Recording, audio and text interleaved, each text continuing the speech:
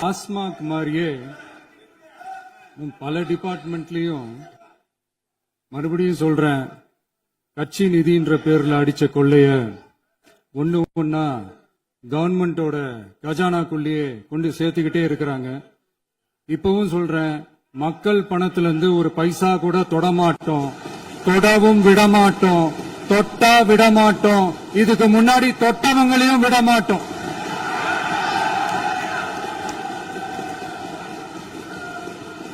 ஒவ்வொரு ஊழலா வெளியில வரும் போலே, ஒவ்வொரு வேஷமா கலைஞ்சிரும் போலே, இங்க இருக்கிற நிறைய பேரு நடுங்கி போய் இதுல நம்ம மேல அவதூறு வேற. இப்ப புதுசா ஒரு வெப்பன் ஒண்ணு கொண்டு வந்திருக்காங்க. அது என்ன தெரியுமா? அவங்க தயவால தான் நம்ம ஆட்சி நடக்குதான். மக்கள் தயவால இந்த ஆட்சி நடந்துகிட்டு இருக்கு. மனசாட்சி உள்ள சக்திகளோட ஆதரவால இந்த ஆட்சி நடந்துகிட்டு இருக்கு. நாங்க தான் அனுப்பி வச்சோம் அப்படின்றாங்களே. அனுப்பி வச்சவங்களுக்கு மினிஸ்ட்ரியில இடம் கொடுத்தா ஏன் கதறீங்க? ஏன் இவ்வளவு கோவம்? ஏன் இவ்வளவு கதறல்ஸ்? இதுல இன்னொரு முக்கியமான விஷயம், மார்க்சிஸ்ட் கம்யூனிஸ்ட் கட்சி நமக்கு ஆதரவு கொடுத்தது சுயேட்சையா எடுத்த முடிவுன்னு சொல்றாங்க. அதே மாதிரி இந்திய கம்யூனிஸ்ட் கட்சி நமக்கு ஆதரவு கொடுத்தது சுயேட்சையா எடுத்த முடிவுன்னு சொல்றாங்க. இதுல எங்க இருந்து நாங்க தான் அனுப்பி வச்சோம்னா புரியலையே. மக்களுக்கு நல்லா புரியும், எல்லாத்தையும் தெளிவா பார்த்துக்கிட்டு இருக்கிறாங்க.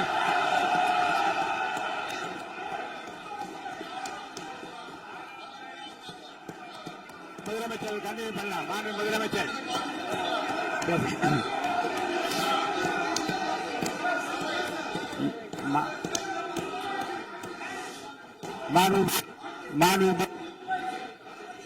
முதலமைச்சர் கண்டினியூ பண்ணலாம்.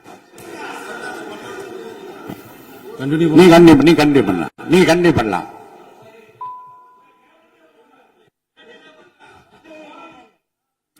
இந்த சமூக நீதி அரசுன்னு சொல்றவங்களை பார்த்து கேட்கிறேன், நம்ம பட்டியலின சகோதரர்களுக்கு எத்தனை அமைச்சர் பதவி கொடுத்தீங்கன்னு கொஞ்சம் சொல்ல முடியுமா? ஆனா நம்மளுடைய அரசுல 8 அமைச்சர் பதவிகள் யாருக்கு? நம்ம பட்டியலின சகோதரர்களுக்கு. எல்லாம் நம்ம அண்ணன், நம்ம தம்பி, நம்ம தங்கச்சிங்க. அண்ணல் அம்பேத்கர் அவர்களுடைய கிட்டத்தட்ட 100 ஆண்டு கால கனவு இப்ப நிறைவேறி இருக்கு. நான் ஏன் கொஞ்சம் சவுண்டா பேசுறேன் அப்படின்னா அவங்களுக்கு கேட்கணும்ன்றதுக்காக தப்பா எடுத்துக்காது. அதே மாதிரி பெண்களோட பாதுகாவலர் நாங்க தான் அப்படின்னு சொல்லிக்கிறவங்களை கேட்கிறேன், எத்தனை பெண்களுக்கு அமைச்சர் பதவியில இடம் கொடுத்தீங்க கொஞ்சம் சொல்ல முடியுமா? எங்க அரசுல 4 சகோதரிகளுக்கு அமைச்சர் பதவி கொடுத்திருக்கிறோம்.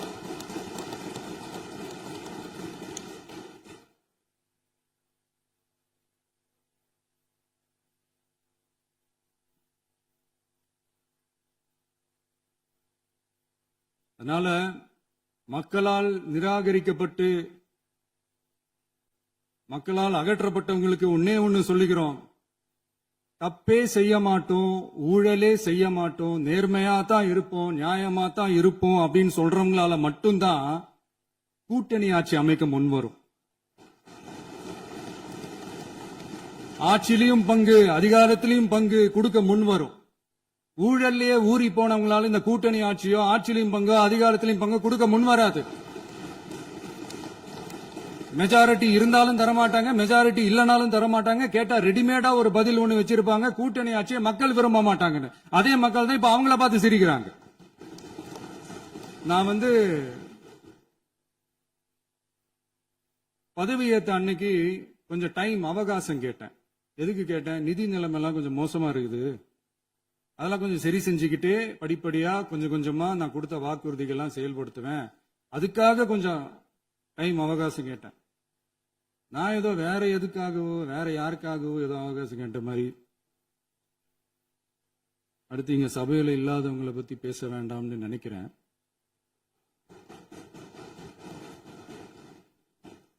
இங்க நம்மளை பத்தி அவதூறு பரப்புறதோட மட்டும் இல்லாம இப்ப நம்ம மக்கள் மேலயும் அவதூறு பரப்ப ஆரம்பிச்சிட்டாங்க.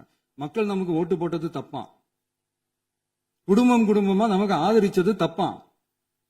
இது இப்ப இல்ல, நான் சொல்றது எம்ஜிஆர் அவர்கள் காலத்திலிருந்தே. அப்பவே அவர் ஜெயிச்சப்போ அதே மக்களை தப்பு தப்பா பேசுறது. மக்கள் என்ன பண்ணிட்டாங்க, எம்ஜிஆர் என்ன பண்ணிட்டாரு, எம்ஜிஆர் என்ன இது பண்ணிட்டாரு. 50 வருஷமா ஒரே டெக்னிக்கா.